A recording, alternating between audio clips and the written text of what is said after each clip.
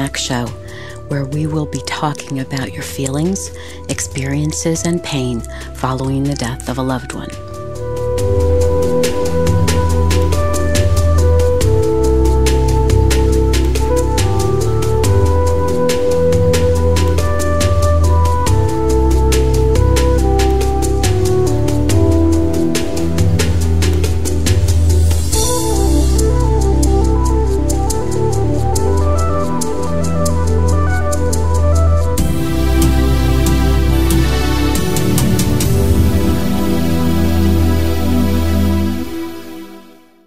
Good morning, good afternoon, good evening. How are you this week? Did you think about what I said regarding the myths surrounding the grieving process? There's quite a few of them, and they're quite interesting, at least to me. I didn't know many of those before I started to go through the grieving process.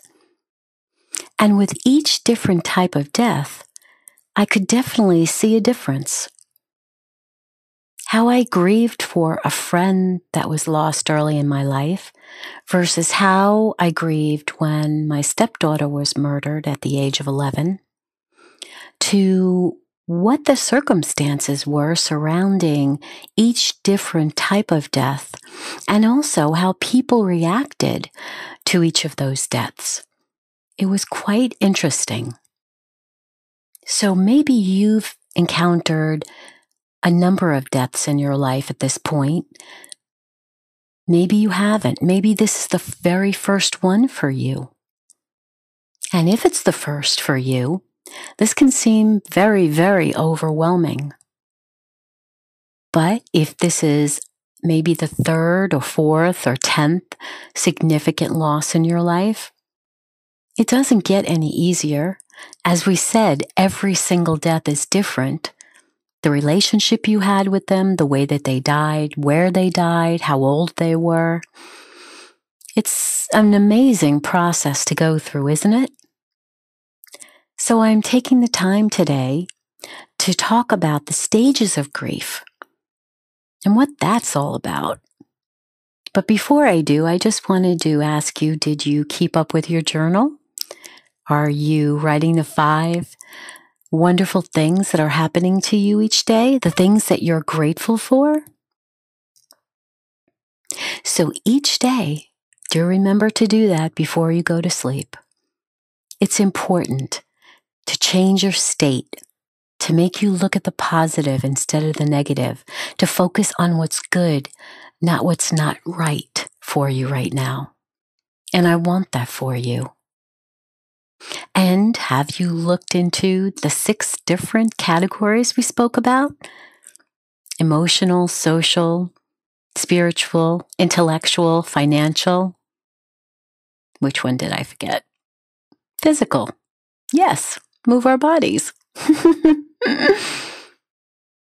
So today I'd like to look into the stages of grief with you.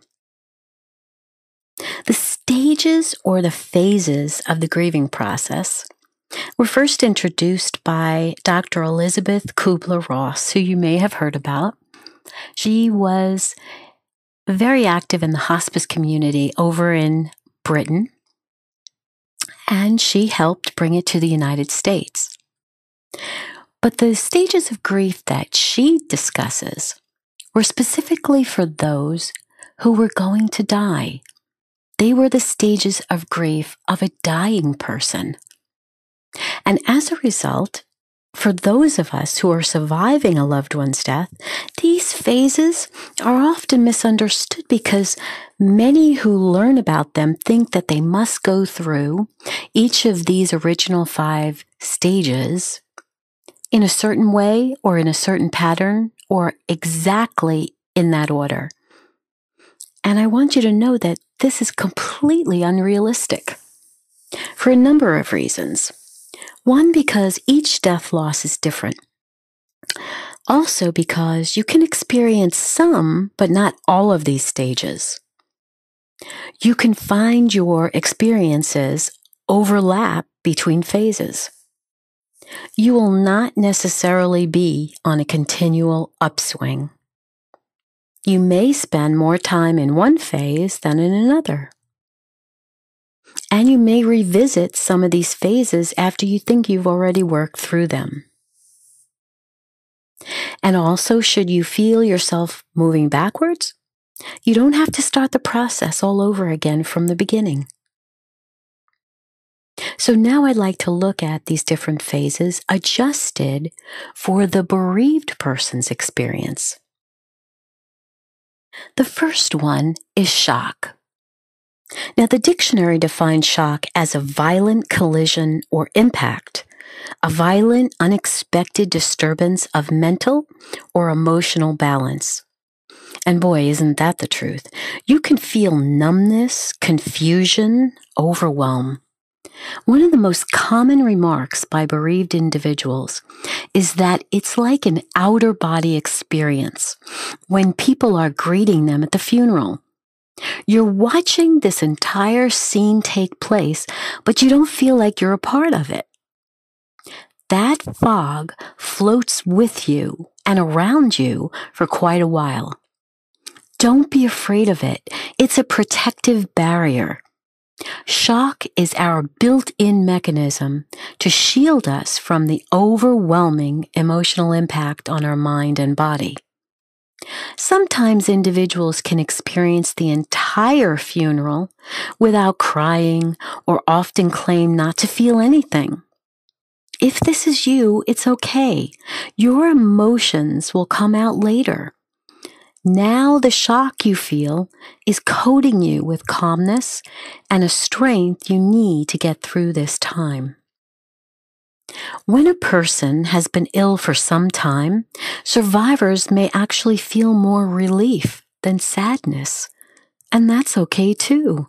You might move a little further in your grieving process earlier than most because you feel you've done most of it when the person was sick.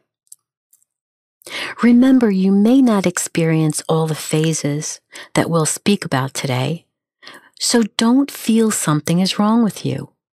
Although dealing with their death is of primary concern for all of us, it is the adjustment to the loss of their presence and the interaction and relationship we had with them and expected to have with them in the future, which is truly what we are grieving.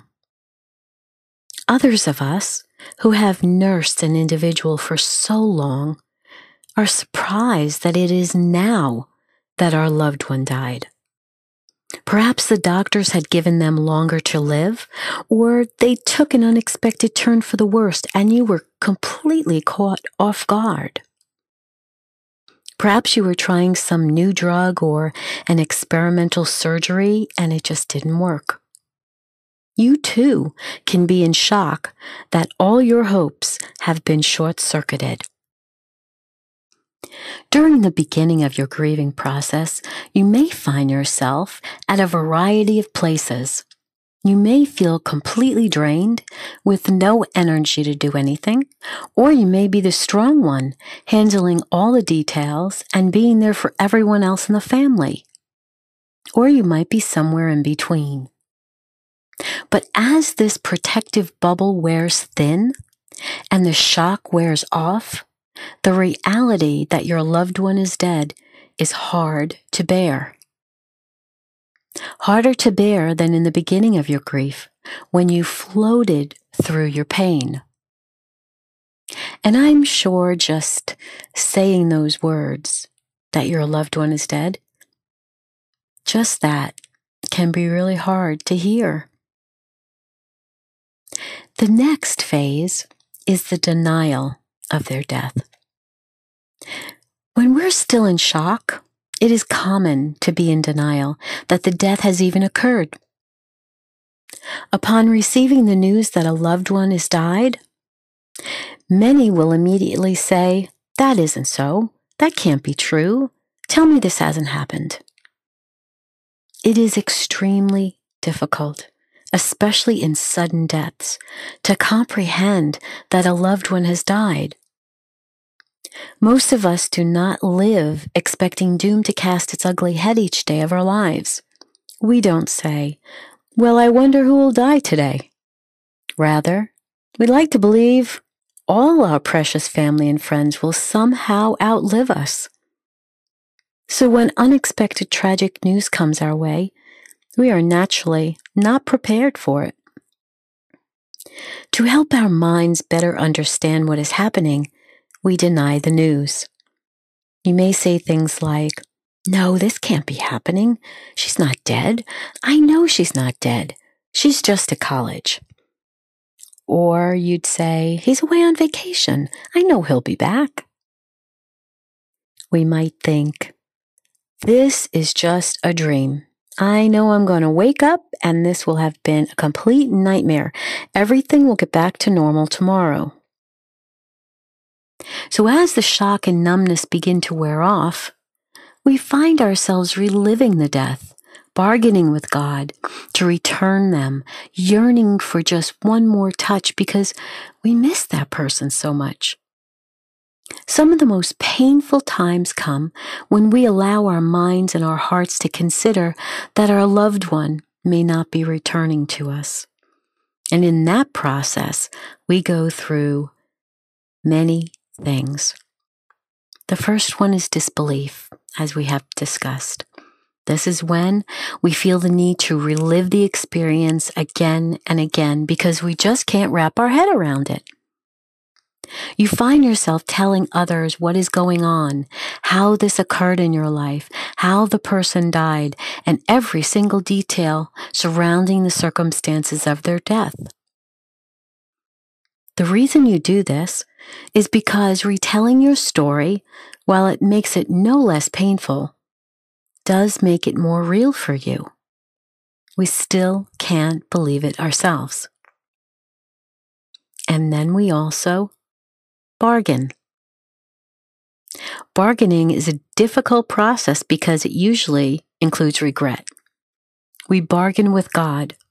We say, "You know, God, if you will just bring her back to me, I'll go to church for the rest of my life. I'll do anything you want. Please just make me wake up tomorrow and let this be a completely horrible nightmare." We also question. We ask the whys, mostly. Why did this happen? Why am I going through this?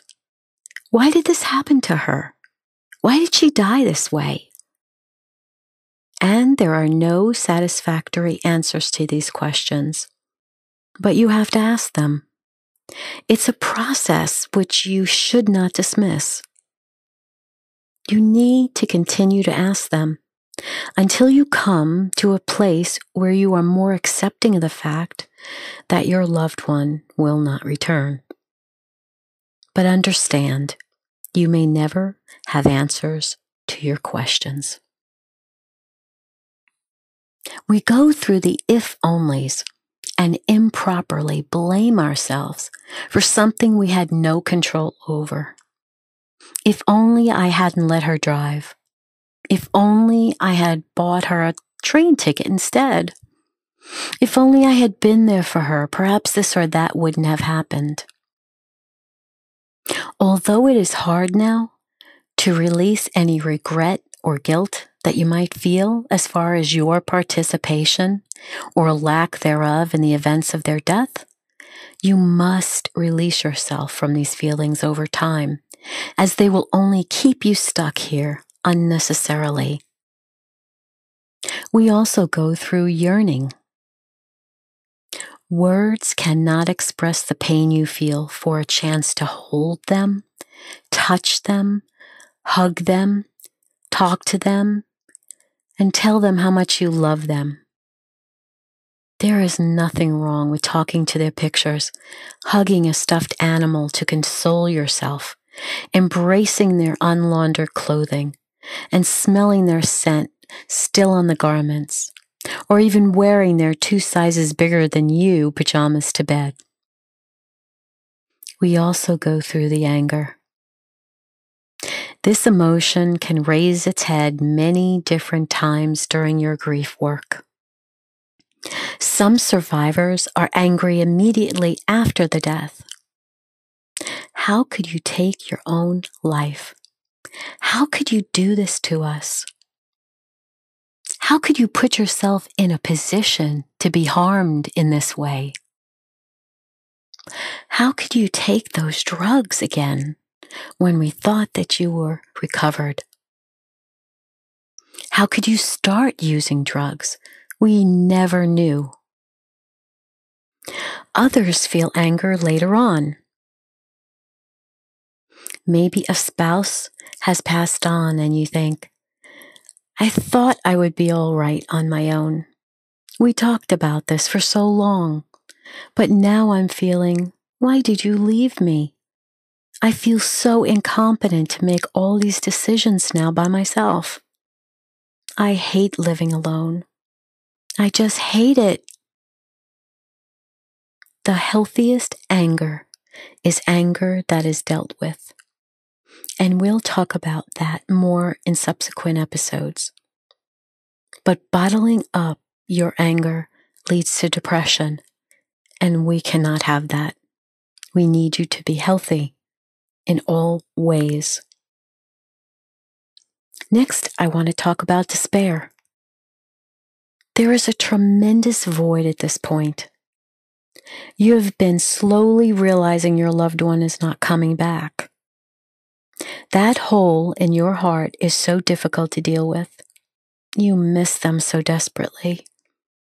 You feel that part of you has also died. You wander aimlessly trying to find your way. You become disorganized and confused. Nothing seems to matter anymore. You may start to question all aspects of your life and its purpose.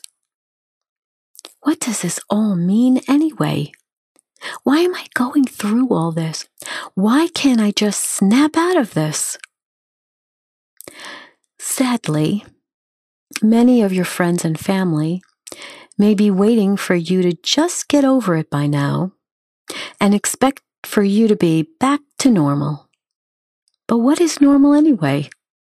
Normal to you now will probably be completely different than it was before your loved one's death. If you find yourself unable to speak with anyone who will listen to you, seriously listen to you, it may be time to search out someone to validate your pain, your fears, and your tears. So I want you to go to my site, MaryMac.info. Go to the top tab, and there are resources there. Whether you call a hotline, there are always people there to listen to you, a crisis hotline, or you look for the type of group for the type of death that you've endured. So if you've miscarried or you've experienced the stillbirth death of a baby, there's a group for that. If you've experienced the suicide death of a loved one, there are groups for that. The homicide death of a family member or close friend, there are groups for that. There are groups for bereaved parents, bereaved children, so many different types of deaths. There is even a group called Twinless Twin for those who have experienced the death of their twin. So I encourage you to go to the top of my site and look for help and call and find just the right person who will understand your pain. That is the very, very best help that you can get. So the sorrow that you feel hurts desperately. It may take many months, even several months, maybe even years for certain kinds of deaths, like homicide and suicide, to feel more stable emotionally, all the while working and attending to your family. Slowly, you start to think of making plans for your future without the one you love, the one you love so much. These decisions can be hard and scary, but at some point, so necessary. So let's look at renewal.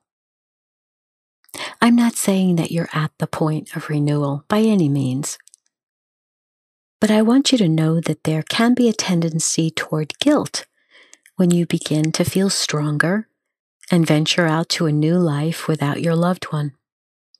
But this is inevitable if we are to grow and move forward. Too many survivors feel unworthy of going on and living their life when their spouse, child, parent, sibling are no longer living and cannot share it with them. Because their loved one died too soon or first, the survivor, that's you, somehow convinces themselves that their lives are now over as well.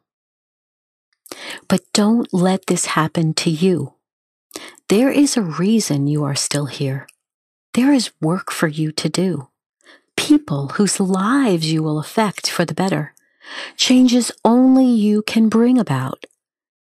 So don't fall for this lie that your life is over. That's why I want so much for you to write those 6 categories in your journal and start to find one positive thing you're going to do in each of them. Exercising a little bit more in the physical category.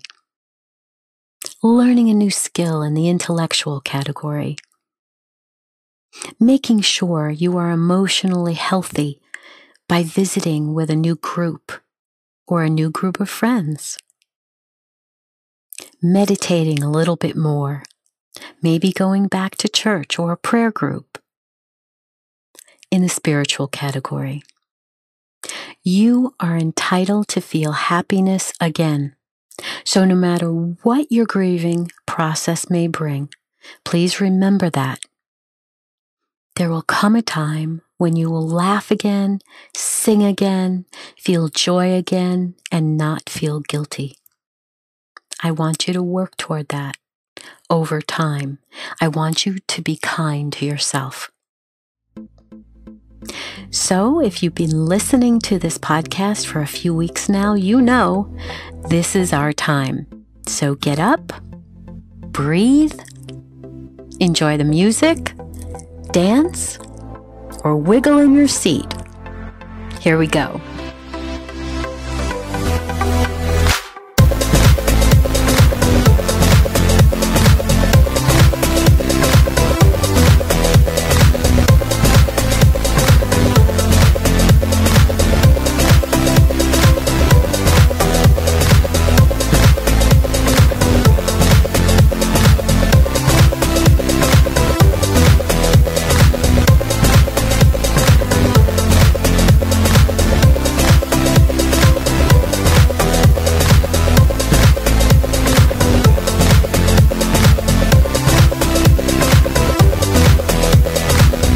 Thank you for joining me today. I'm so grateful that you're here. Continue to write 5 things you're grateful for in your journal every night. Make them different each day. You can find them. Just look around you and look inside you. Continue to decide what you're going to do this year. 2020. Isn't that amazing? I look forward to this year with you. I look forward to you being more kind to yourself. Have a wonderful week. I'll speak to you again soon.